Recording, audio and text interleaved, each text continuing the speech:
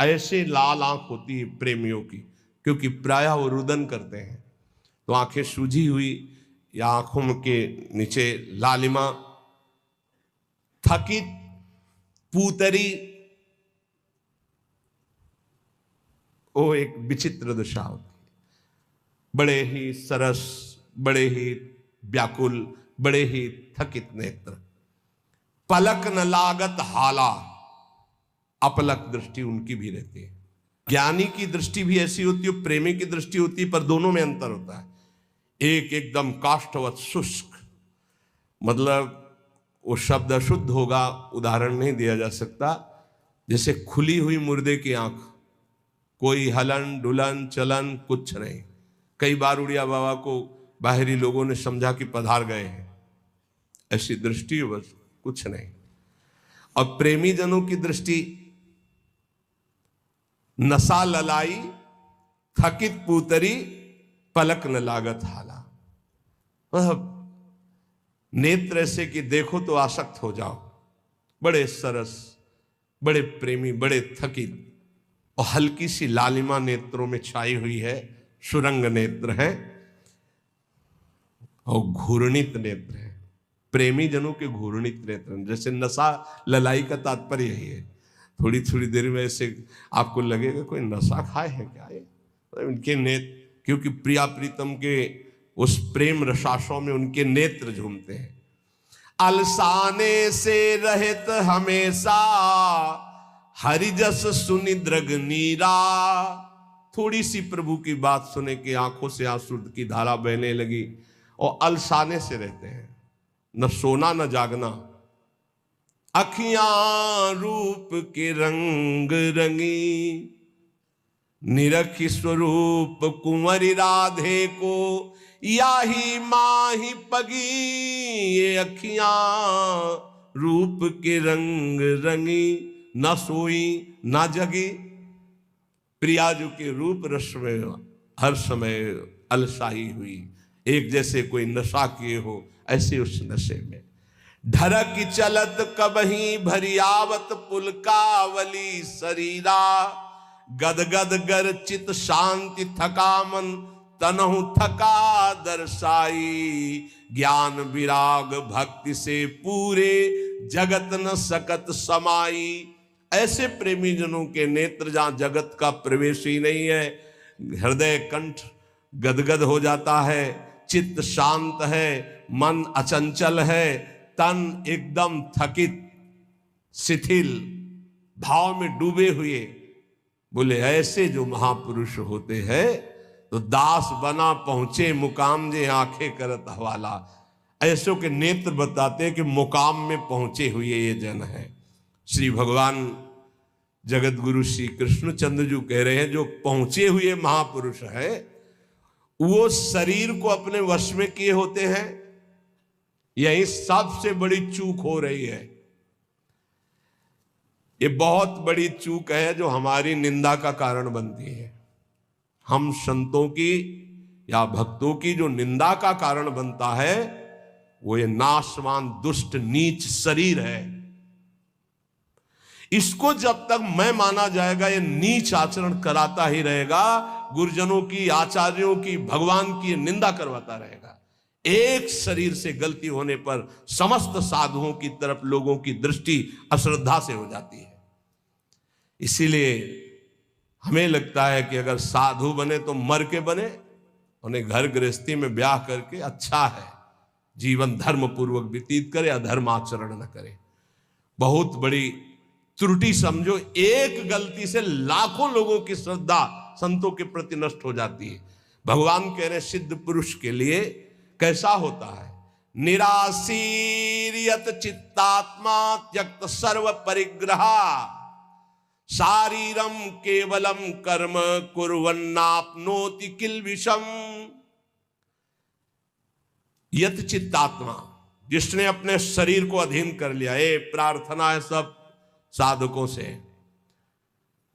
कोई ऐसी चेष्टा मत करना जिससे भेष को गाली मिले। हमारा गति हो या दुर्गति हो तो ठाकुर जी जाने। कभी ऐसी जगह न खड़े होना, कभी ऐसी चेष्टा मत करना, कभी ऐसा संग मत करना।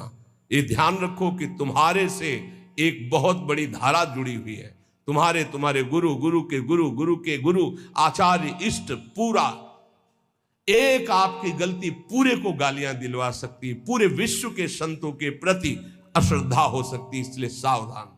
जिंदगी में हम नीच हैं, पामर हैं, हमारी गति हो दुर्गति हो भगवान जाने।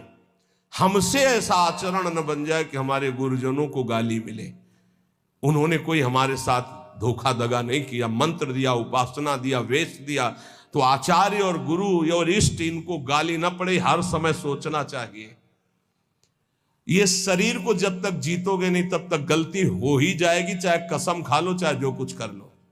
इस दुष्ट शरीर को जीतना चाहिए। बात ध्यान से समझे ना, ये बहुत दुष्ट है।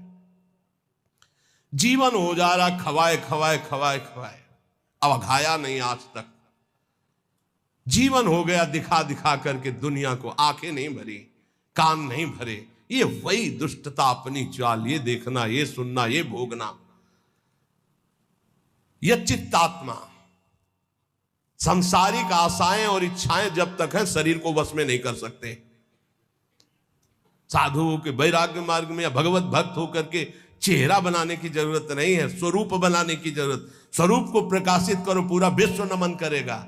चेहरा तो नौटंकी नाटक वाले बनाते हैं, जब थोड़ी देर के लिए साधु बनते हैं वो बनाते हैं, जिससे पूरा साधुता का हम रोल कर सके। हम रोल नहीं करते, हम उस मार्ग में चलने वाले पथिक हैं। साधुता का रोल 2 घंटा कोई कर सकता है, लेकिन जीवन भर साधु बन के रहना वो बहुत कठिन बात है। इसलिए ये नहीं, हम भगवत मार्ग के पथिक, हमारा कोई भी बाहरी शारीरिक नाटक ऐसा नहीं होना चाहिए जो धर्म विरुद्ध हो। बिल्कुल समझ के चलना चाहिए। आज आचार्यों गुरुजनों के चरणों में बैठ करके साधुता का भाव नहीं। लाल कपड़ा हम या पीले कपड़ा हम पहने, इसके बाद यहां से बढ़िया माकुआ तेल लगा के ऐसे, ये कौन से शास्त्र में लिखा है? तुम्हारी कौन सी परिपाटी, कौन सा भेष ऐसा है?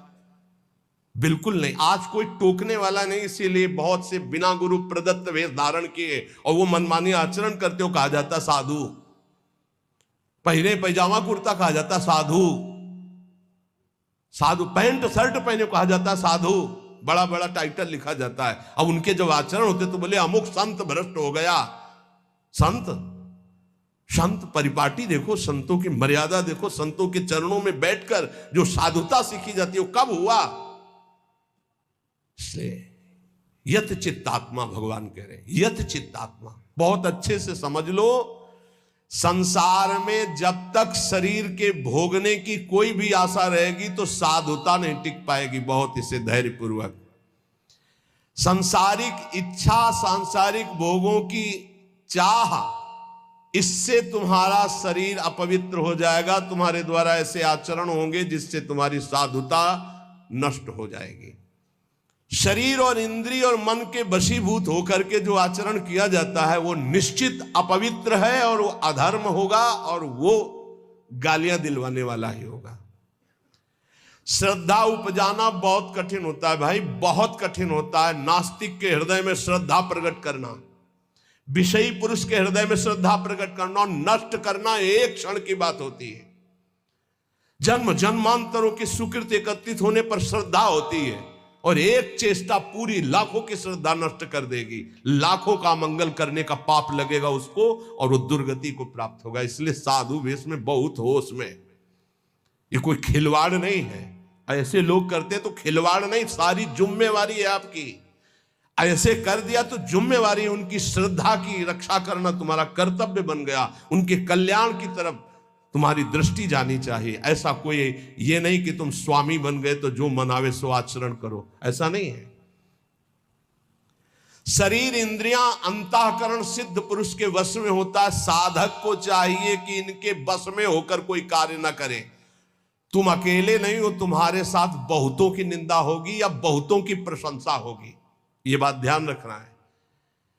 केवल अपना जीवन होता तो कोई बात नहीं है, गलती हो गई, त्रुटि हो गई या पिट गए या जो भी हो गया सब हो गया।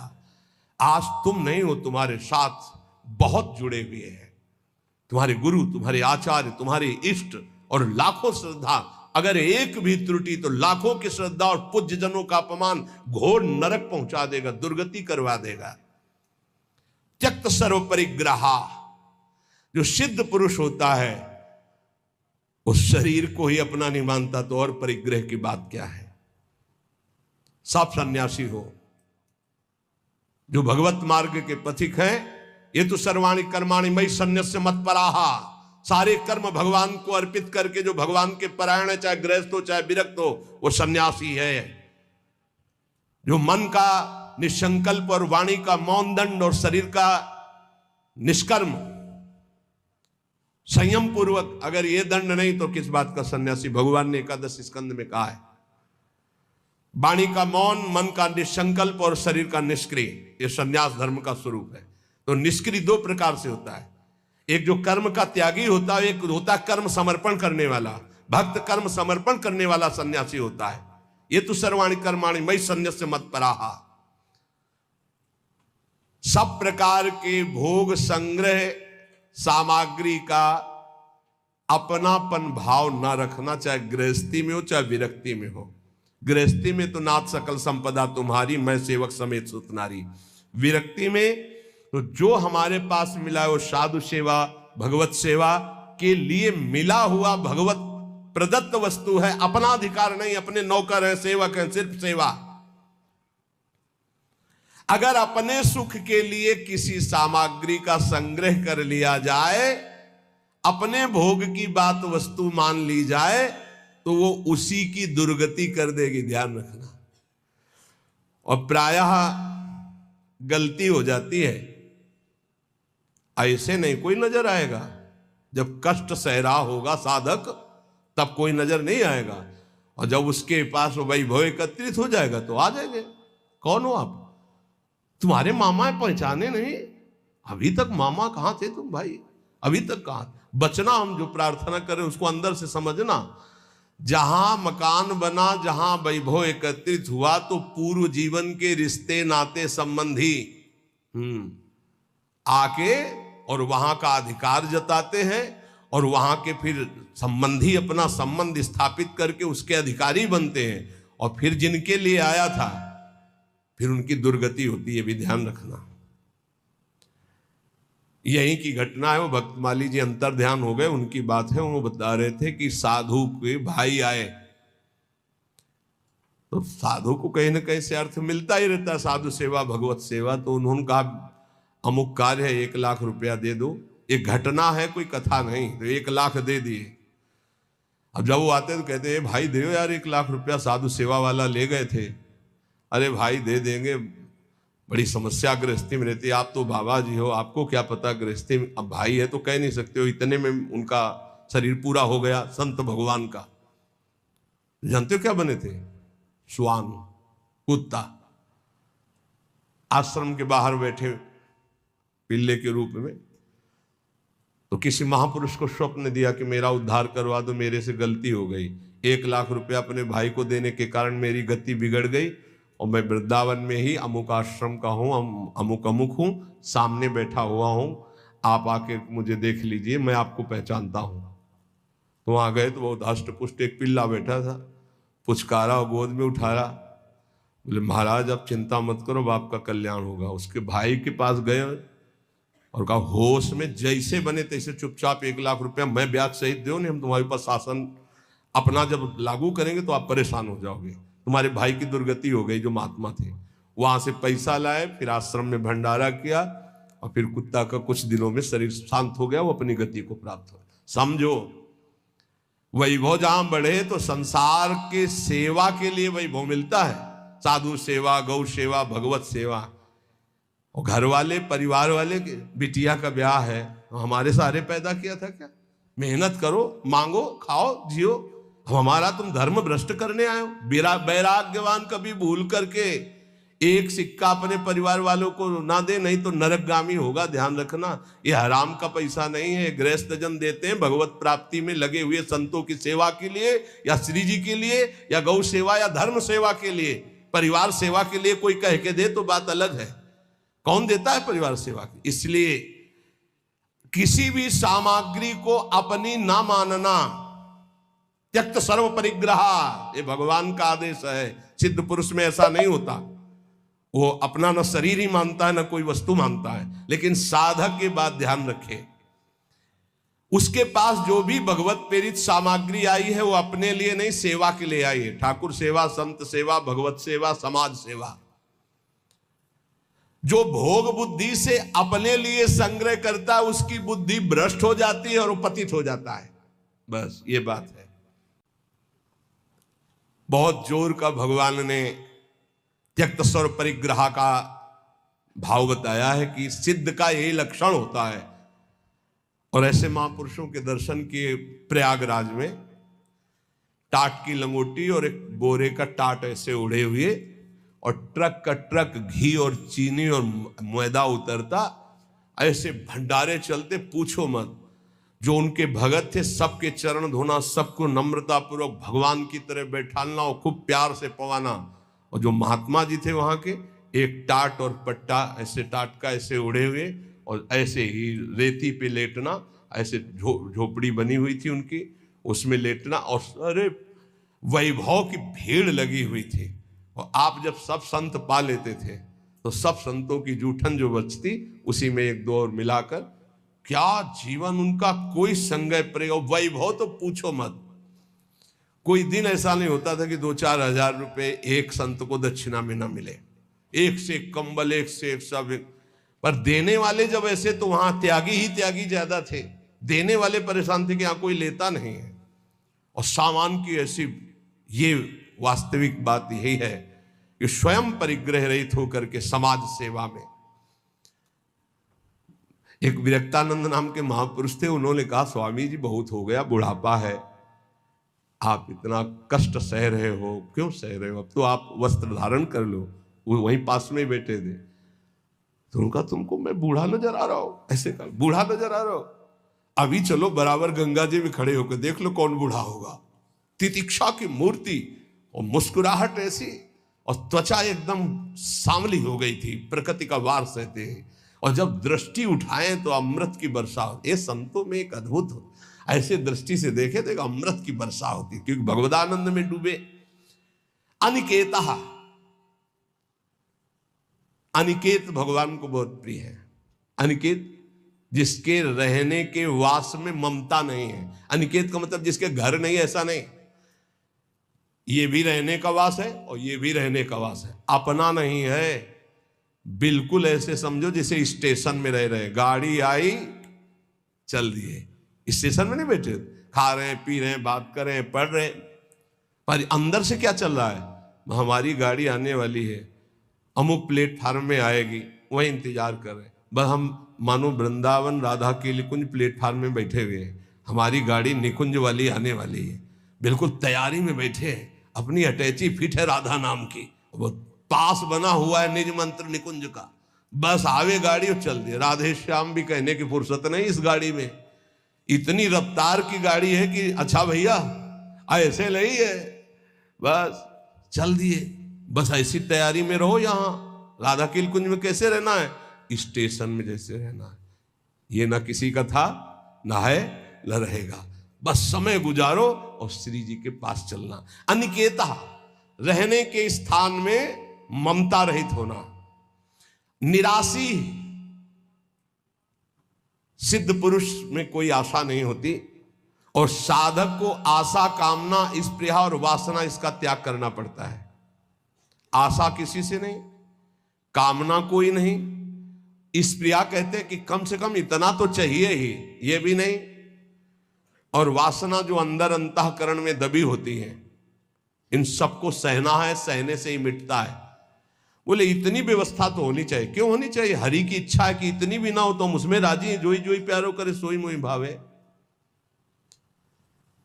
हमें लगता है 25 वर्ष तो कुल्ला नहीं किया होगा, 25 वर्ष वो जो होता है ना पेस्टो या मंजन या कुछ नहीं।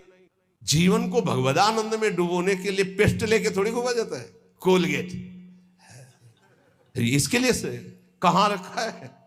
अरे इतना गुड़ मिल जाए और एक कमंडल गंगा जल चला जाए, बड़े भाग्य की बात। निराशी, इतना चाहिए ये भी नहीं होना चाहिए। इतनी तो आवश्यकता है ही हमारे जीवन के लिए नहीं। यही वृंदावन की कह रहे, पीछे से सब अचला फटा था, राधा वल्लभ जी के दर्शन कर ले गए। एक ओमवती मैया नाम की विरक्त संत थी राधा वल्लभी, पता नहीं भगवान विराजमान है या श्री जी की सेवा में गई, और दष्ट पुष्ट ऐसे बैठती थी। आए बाबा तो ये समझ में ना आवे, तेरो अचला फटा है, तुमका समझ में तो आवे, लेकिन समझ तब हो ना जब रुपया हो हमारे पास, तो कुछ है नहीं, जैसा श्री जी दिए वैसा ले। सच्ची बाबा? हाँ भैया। तत्काल गई मार्किन लाई, तो वो देर लगती वहीं बदल के बाद कि जिसको फिकर है वो करो।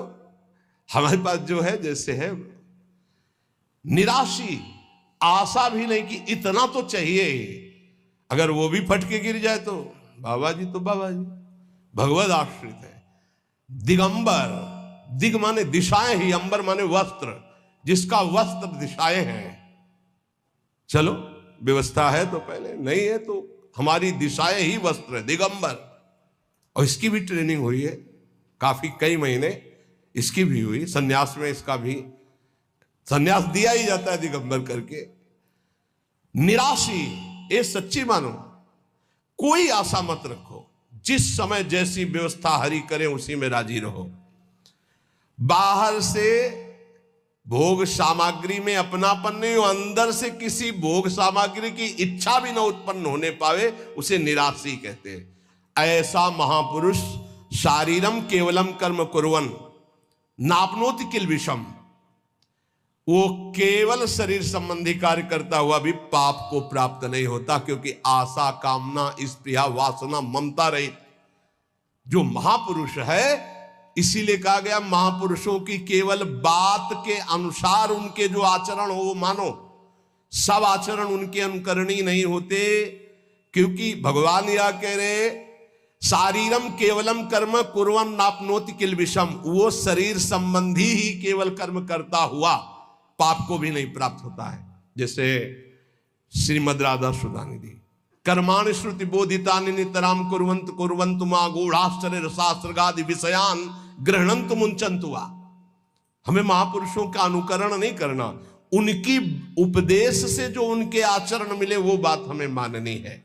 नाप्नोति किल विषम, उनको कभी कोई पाप स्पर्श नहीं कर सकता, वो जन्म मरण रूपी बंधन से मुक्त हो चुके हैं, वो आशा रहित है, उनका किसी से संबंध नहीं है, इसलिए शरीर से जितने कर्म होते हैं वो सब अकर्म बन जाते हैं और उनको फल नहीं देते हैं। जो सिद्ध महापुरुष है उसके द्वारा जो भी होता है वो अकर्म हो जाता है। जैसे श्री भगवान सब कुछ करते हुए भी कभी बंधन को प्राप्त नहीं होते, भारी से भारी युद्ध कर रहे हैं, भारी से भारी व्यवहार में देखे गए, भारी से भारी प्रियता में देखे, कभी कुछ। परायण सिद्ध महापुरुष है, उसमें कभी कोई भोग लालसा नहीं होती। भोग लालसा रहित होकर जो भोग भोग रहे हैं दिखाई दे रहा है। जैसे दुर्वासा जी की कोई आशा नहीं, गोपियों ने सब उनको पकौड़ा, खीर, दुनिया की चीजें पवा दी। बोले अब वापस कैसे जाएंगे? बोले आए कैसे यमुना जी? बोले भगवान ने कहा था मैं अखंड बाल ब्रह्मचारी हूं, अगर तो यमुना जी मार्ग दे दे, ऐसा कहना, तो मार्ग दे दिया। तो बोले कह देना दुर्वासा ने दूब रस के सिवा जबान में कुछ न रखा हो तो यमुना जी मार्ग दे दे। गोपियों ने कहा मनो खीर पुआ तो हम सबका पा गए, कह रहे हैं कि दूब के सिवा न रखा हो, इसका मतलब समझते हो? इच्छा रहित महापुरुष, अनिच्छित, उनकी कोई इच्छा नहीं। तो ऐसे इच्छा रहित महापुरुष के द्वारा संयोग वशात जो भी कार्य हो जाते हैं वो अकर्म बन जाते हैं, उनको कोई भी दंड या कोई भी पाप कर्म स्पर्श नहीं कर सकता। इसलिए बड़े बड़े महापुरुषों की लीलाएं देखी जाती है, विचित्र कोटि की लीलाएं देखी जाती है, बिल्कुल उनका अनुकरण न करे। जैसे आद्य गुरु भगवान शंकराचार्य मछली खा गए, फिर कांच पी गए, सबकी सामर्थ्य थोड़ी है। बहुत एक सिद्ध महापुरुष थे कूटस्थ स्वामी, उनका नियम था खप्पर ऐसे कर दो, जो डाल दोगे वो पालेंगे, जो डाल दोगे। तो कुछ उपद्रवी गांव के लोग थे, जब ये पता चला कि ऐसे नियम वाले हैं तो सीधे कोबरा को पकड़वाया, जो बीन बजाने वाले लोग होते हैं उनसे पकड़वाया और काट करके सीधे जहर सहित रांधा उसको और उनके खप्पर में डाल दिया। और ब्रह्मार्पणम ब्रह्म हवीर ब्रह्महग्नो ब्रह्मणाहुतम ब्रह्मविते गंतव्यम ब्रह्म के समाधिना, तत्काल उसको अर्पित करके पूरा पा गए ब्रह्मबोध संपन्न महापुरुष से। तो वहां के लोगों ने पूछा, ये तो अभक्ष्य पदार्थ था। बोले तुम्हारी दृष्टि में, हमारी दृष्टि में भिक्षा थी। फिर एक ने उपद्रव किया, आकर के मदिरा डाल दी उसमें खप्पर। तो मुस्कुराए, उन्होंने कहा यहां तो कोई फर्क नहीं पड़ने वाला, पर तुम्हारी नरक की जो है गति पक्की हो रही। तुम भिक्षा में एक साधु को क्या दे रहे हैं? तो तत्काल वो खप्पर से लेकर के ढिड़का दिया। सिद्ध महापुरुषों की। अब फिर उन्हीं की बात, एक दिन वो पेड़ के नीचे बैठे थे, किसी गांव में चोरी करने जा रहे थे चोर। उनसे पूछा कौन हो तुम? वो कुछ नहीं बोले। कौन हो तुम? कुछ नहीं। खूब लात और डंडों से मारा। सुबह जब लोग आए तो पड़े तो घाव उनके देखे, डंडे दे। स्वामी जी किसने मारा? पता नहीं किसने मारा। बोले आपको दुख नहीं है? बोले क्यों दुख है? खप्पर में जो आया सो खा लिया, सो शरीर में जो आया उसे भोग लिया। सिद्ध पुरुषों की नकल थोड़ी कर सकते हैं, वो तो स्थिति प्रज्ञ महापुरुष है। शिव जी हलाल जहर पी गए, सब पी जाएंगे क्या? तो यहां कह रहे हैं कि उपासक को चाहिए कि महापुरुषों के जो वचन से आचरण मिले उनके अनुसार चले। निवृत्ति परायण साधक सदैव महापुरुषों के वचनों का अनुगमन करे, उनके विरुद्ध आचरण, निरर्थक आचरण, प्रमादयुक्त आचरण कभी न करे, तो वो भी सिद्धावस्था को प्राप्त हो जाएगा। ये भाट की तरह जिनका यश गाते रहते हैं पर पार नहीं पाते, वो श्री हरि और हरि के हृदय का मूर्तिमान प्रेम, ये श्री प्रिया प्रीतम श्री वृंदावन में नित्य निरंतर इनकी उपस्थिति है, जिनका वेद पुराण भाट की तरह यश गान करते हुए भी पार नहीं पाते। यहां वेदातीत रस स्फुरित होता है वृंदावन में। आवश्यकता वृंदावन के अनन्य उपासना में डूबे हुए रसिकों के संग की है।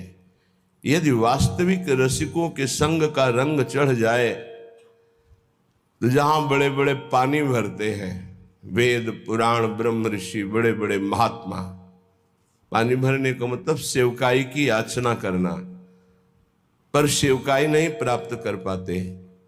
वो ये वृंदावन है, वो ये वृंदावन के राजा श्री श्यामा श्याम है।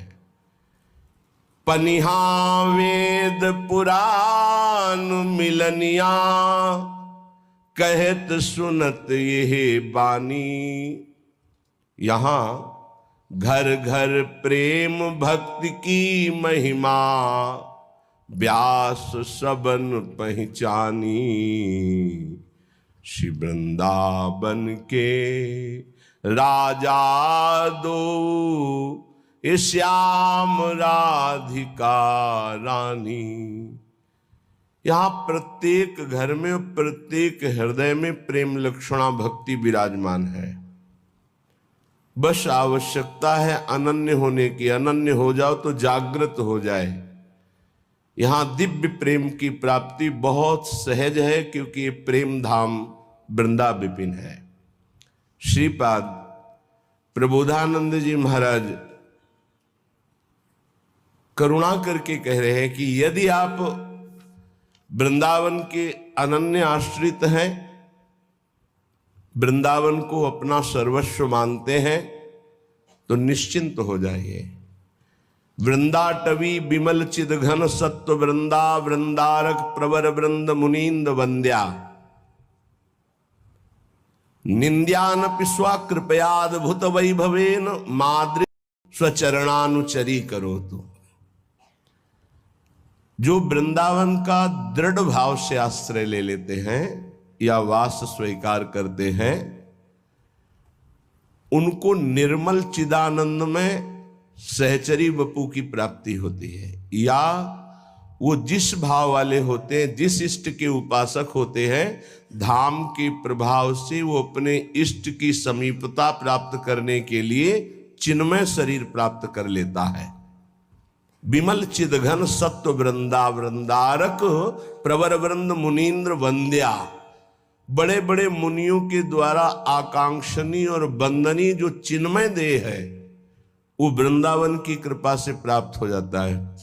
पर शर्त है, यहां साधन की शर्त नहीं है, यहां रसिकों की अधीनता की शर्त है। जैसे कोई आज्ञा का उल्लंघन करके मन मानी कि मैं बहुत वैराग्य से झोपड़ी बनाकर ऐसे से ऐसे, तो तुम्हारे अहम का ही पोषण होगा, तुम्हारी अंदर की वृत्ति ठीक नहीं होगी। हम आज्ञा का उल्लंघन करके मनमानी आचरण करें तो केवल अहम का पोषण होगा कि मैं भिक्षा मांग के खाता हूं, मैं यमुना किनारे कुटी बना करके रहता हूं, मुझे किसी की अधीनता की जरूरत नहीं है। अखिल कोटि ब्रह्मांडों के ईश्वर हमारी स्वामिनी की अधीनता स्वीकार करते हैं। यद्यपि सकल लोक चूड़ामणि दीन अपन पो माने, तो आप अपनी गुरु रूपनी स्वामिनी की यदि अधीनता स्वीकार नहीं करते तो कुछ भी कर लीजिए। सेवक जी महाराज कह रहे हैं, गुरु सेवा तज करहि जे बान, यह अधर्म यह सब हानि, कानि न रसिकन में रहे। अगर आप गुरु आश्रित रसिक आश्रित हो करके श्री वृंदावन में पड़े ही हैं आज्ञा के अधीन, तो आपको चिन्मय शरीर की प्राप्ति हो जाएगी।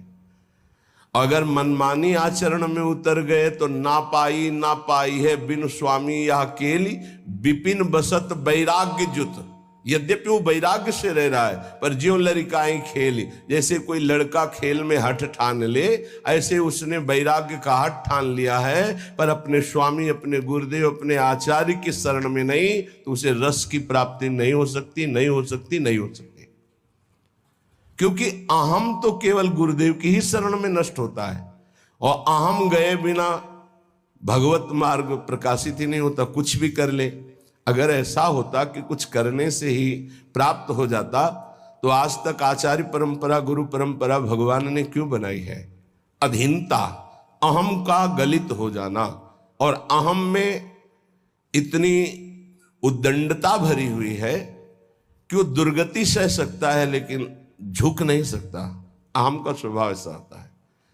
उसी को फिर माया रौंदती है, फिर जब हार जाता है तब फिर वही मार्ग उसको दिखाई देता है, शरण। जहां शरण हुआ तो शरण निरापक पद रमित, सकल अशुभ शुभ नंस, और देत सहज निश्चल भगति, जय जय श्री हरिवंश।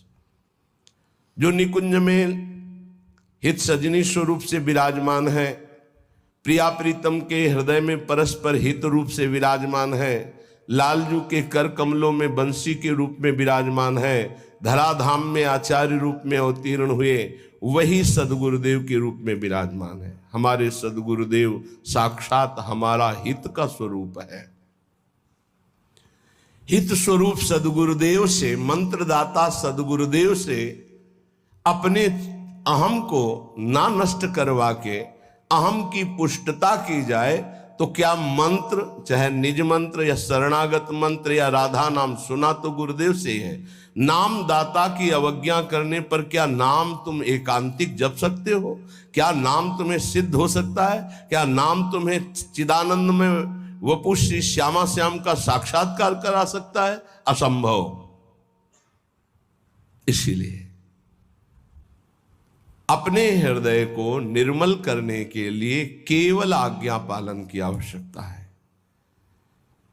जो बड़े बड़े तीर्थों से पवित्र नहीं होता वो आज्ञा पालन से पवित्र हो जाता है। क्रिया मलिन हो सकती है लेकिन आज्ञा का पालन है तो वो पवित्र कर देगा।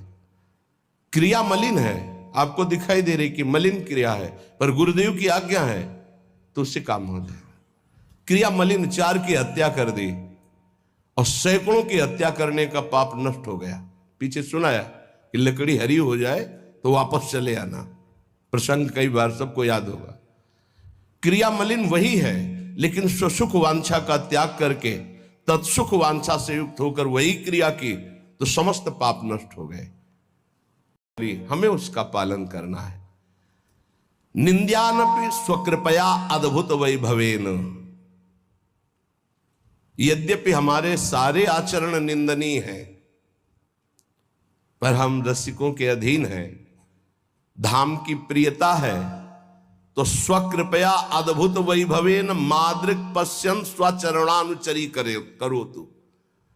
वो अपनी कृपा से स्वकृपया अद्भुत वैभवेन, वो अपनी कृपा से जो अद्भुत वैभव है, क्या स्वचरणानुचरी करो तू, अपने चरणों की दासी।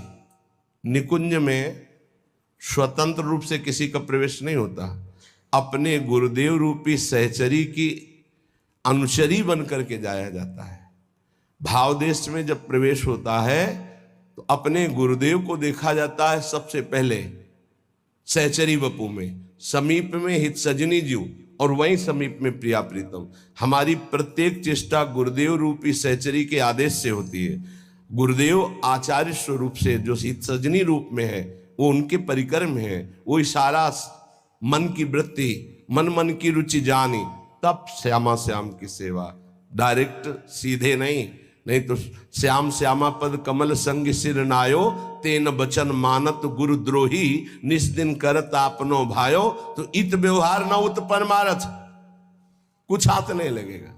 पर अहंकार सुनता नहीं है, वो दुर्गति करा के ही छोड़ता है।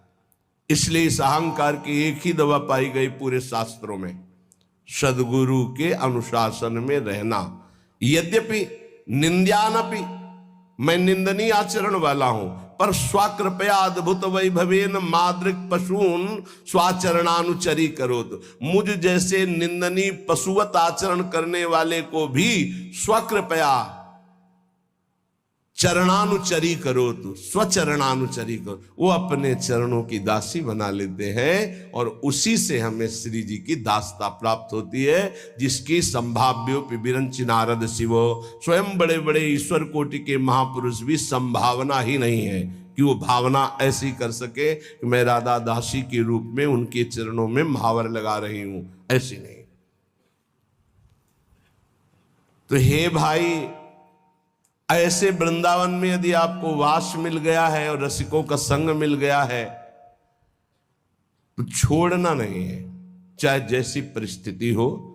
श्रीपाद कह रहे हैं, भ्रातस्तिष्ठ तले तले विटपिनाम ग्रामे सुभिक्षामट, स्वच्छंदम पिबयामुनम जलमलम चीरैः सुकंथाम कुरु।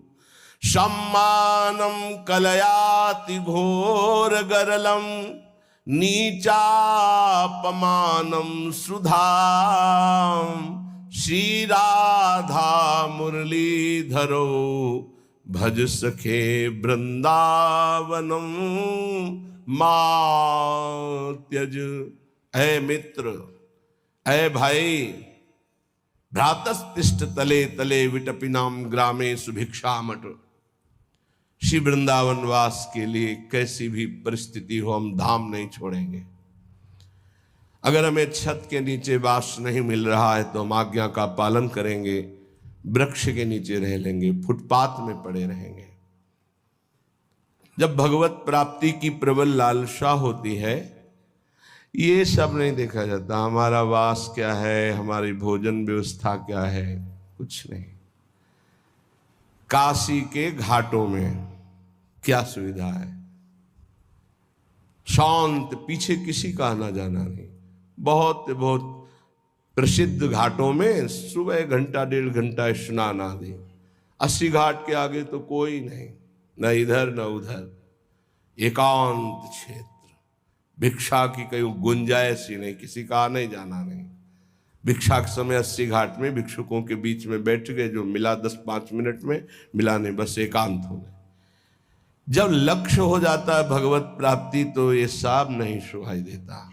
एकमात्र कैसे कैसे हम अनुभव करें, कैसे हमें प्रभु का साक्षात्कार हो, चाहे वो तत्व रूप में हो, चाहे वो सविशेष ब्रह्म रूप में हो। भ्रातस्तिष्ठ तले तले विटपिनाम ग्रामेश भिक्षामट। जैसे बने वैसे वृंदावन वास करें। उदर पोषण के लिए भूख लगेगो मांग खाऊंगो, गिनो न सांझ सबेरो। ब्रजवासिन के भूख टूक और घर घर छाछ महेरो।